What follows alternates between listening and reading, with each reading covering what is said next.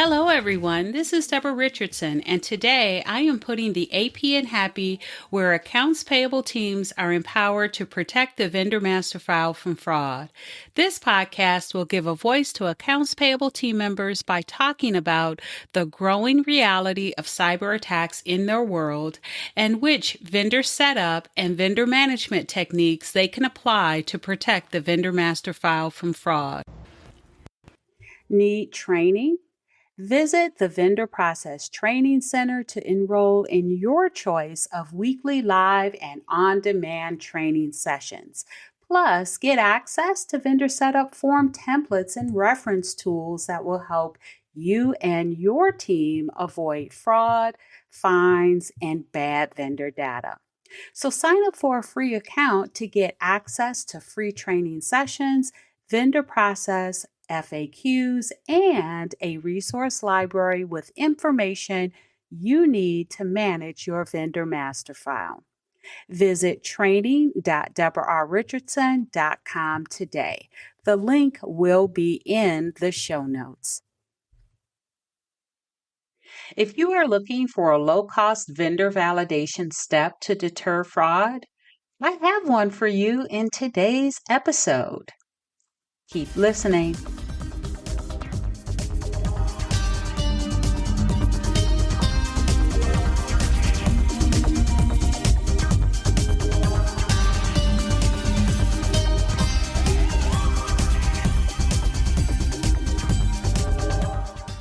Welcome to episode 353, Low Cost but High Impact Vendor Validation Step to Prevent Fraud.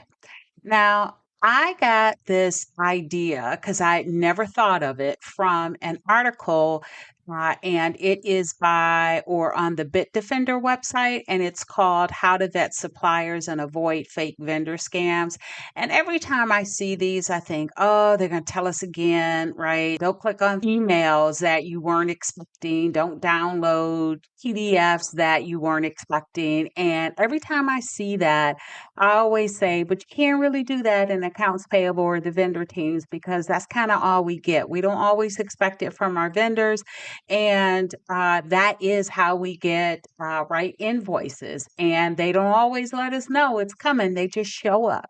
Same thing with vendor supporting documentation. A lot of times that conversation is held by the internal team members, be it the PO folks, right, the buyers, or your internal team members for non-PO vendors. A lot of the stuff that we get to do our jobs, be it posting an invoice or creating a vendor or changing an existing vendor, actually comes out of the clear blue sky. So a lot of these things I don't really pay a whole lot of attention to, but I do read them just in case there is something new. And this one did have something new. And this is what they said. And it was to ask for references.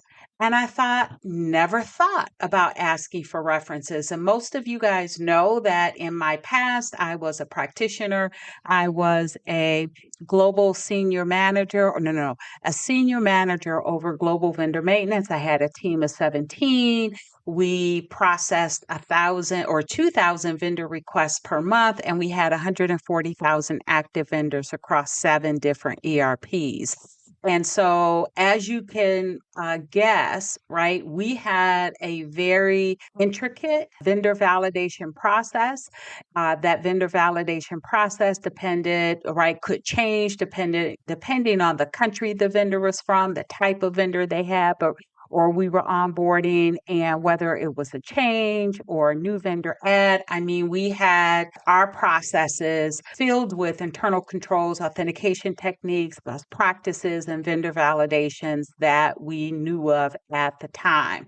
And so I can't believe that I never thought about asking for references. And so before I talk about some benefits to doing that, Let me talk about the fact that for those, especially for those of you that have oversight over your customer master file and your vendor master file, because I know a lot of you out there are over AP and AR. And so, for those of you, right, that are in that position, or maybe you used to be in AR, you know that when you onboard customers for your customer master file, many times, or many of you, right, are asking for a credit application. And on that credit application, it includes references. And hopefully, you're calling them, or internal team members are calling them, right, to verify that customers are credit worthy. You may even collect their DUNS number, which you can do for vendors too. But when you collect their DUNS number, you might go on, the DMB website and verify their payment history, right? Their credit worthiness. So you're doing all of that for customers. And if you think about it, customers or vendors are about the same thing. They have different types of fraud, but fraud still exists. You still need to make sure that you have a valid customer, right? The same way you need to make sure you have a valid vendor. And as a matter of fact, I even had a podcast in May of 2025. So earlier this year was episode 338, where I talked about the three benefits when the customer master file is also the vendor master file. And that could happen in your accounting system or ERP, especially if you have a system like SAP. So again, I'm showing the similarity between customers and vendors, which, if you are collecting references from your customers, you can collect references from your vendors. And let's talk about how that can help to prevent fraud. All right, so there are at least two benefits or two ways that this step helps to prevent fraud.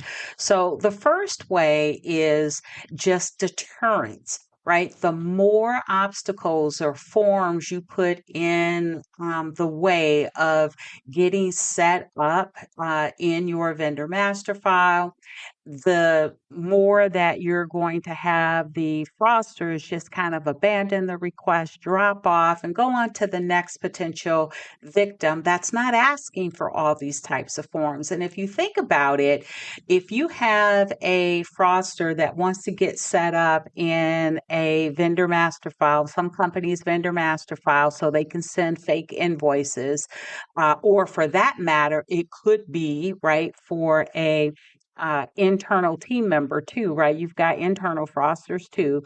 But anyway, if you have a requirement just to have them submit a W-9, and by the way, I do know a lot of teams don't require that today. But if all you require from them is a W-9, and then if they want to have like banking set up or be paid by ACH or wire, for them to send a bank letter, it is very easy for a fraudster to forge those documents and send those to you so they can get set up. But if you require, right, a vendor setup form, an IRS W-9, or better yet, combine them and make it a substitute W-9, still call it your vendor setup form, but combine those two forms. That way you're only collecting one and you're collecting more information than you would if you just collected the W-9 by itself. And also on there, put some information or required fields that will be a deterrence as well. I always like to require the internal team member that the vendor has a relationship with. And yes, they can go to LinkedIn and get that information, but they have no idea if you're actually going to reach out to that vendor or to that internal team member.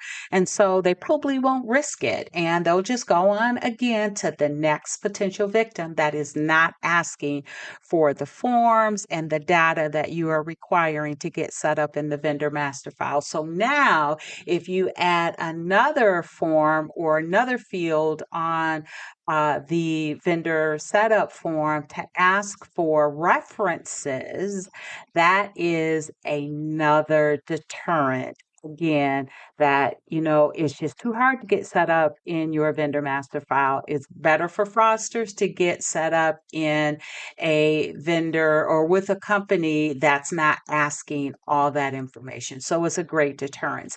Now, the second thing is if you do get, right, a legitimate vendor to submit that information, now you've got confirmation that the vendor is legitimate because you can reach out to those references and confirm that they actually have business relationships, right? Again, reducing the risk of onboarding a fake company or a shell company, whether you're dealing with external fraudsters or internal fraudsters. Now, there are a couple of things that might prevent you from contacting references or collecting references. The first one is the fact that now I call this a low cost vendor validation, not a no cost, because I was putting into consideration the manual cost of labor to actually make these calls. And just like the vendors, when you try to contact them for that confirmation call, when there's a change to the remittance information, they don't always pick up the same, the first time. You have to keep calling them. And so it is a manual effort to do that. That's why I didn't call it no cost. Now, the second reason you may not be able to do it, at least not all the time, is based on vendor type. Maybe you have some vendor types where asking for vendor or asking for references is just not appropriate. Some of you will onboard, board members as vendors. Sometimes you'll onboard employees as vendors for reimbursements. Maybe you have some other types of vendors that this is just not appropriate with. Or maybe you have those vendors, we all do, that don't show up until after they have provided the goods or services. And now you have an invoice that you have to pay whether you collect or contact references at all. At this point, you don't really have any leverage to require references, but that can depend on the company. You can make that call. So I like this. I don't know, and I'm contemplating now. I don't know if I will, but I may add this right to the three-step vendor setup and maintenance process, right? The framework to avoid fraud, fines, and bad vendor data. I call it authentication validation management. So this may be another vendor validation that I add to that framework. Now, if you don't already know, every year I update the framework for the authentication validation management, three-step vendor setup and maintenance process to avoid fraud, fines, and bad vendor data. I say that like 100 times a day. Anyway, every year I update the framework. This year for 2025, it has 5 authentication techniques, 29 internal controls, 17 best practices, and 18 vendor validations. And so that's for 2025. I have it in an e-guide. I have it as part of the workshop, 4-hour workshop that I do where you can get certified. I go through each of those, but every year I update them. Like 2024, between 2024 and 2025, I added 2 more vendor validations. It used to only be 16. And then I think between 2023 and 2024, so when 2024 came out, I added 2 more internal controls. And that's just because fraudsters and regulations, right, are always changing. And so I may add to the 2026 e-guide and workshop the requirement to collect references, and I may throw those fields on the vendor setup documents, most likely the vendor setup form. I call it the substitute W-9 form. And if you are a vendor process training pass member, or maybe you purchase a toolkit, I always update those in accordance with, how I updated the framework every year. So look out for that. I'm probably going to do a little more research. If any anyone listening already collects references for vendors, I would love to hear from you. So check the show notes for the email address and send that to me, or put a comment wherever you see this podcast if it allows you to do that. And I will contact you, or read what you noted. So very interested in hearing from those of you that currently collect it or are thinking about collecting it, why and how that's working out. If you contact the references, what you ask them, and again, just how that's working out, how long it takes. Would love to hear that feedback. All right, so that is it for today. I hope you got some value out of that, at least something to think about if you're not currently collecting references. So, thanks everyone. I hope you enjoyed the 353rd episode of the Putting the AP in Happy podcast, where accounts payable teams are empowered to protect the vendor master file from fraud. Don't forget to check the show notes for the links mentioned in the podcast. And if you enjoyed this episode, consider subscribing and writing a review of my podcast on the platform that you use to listen.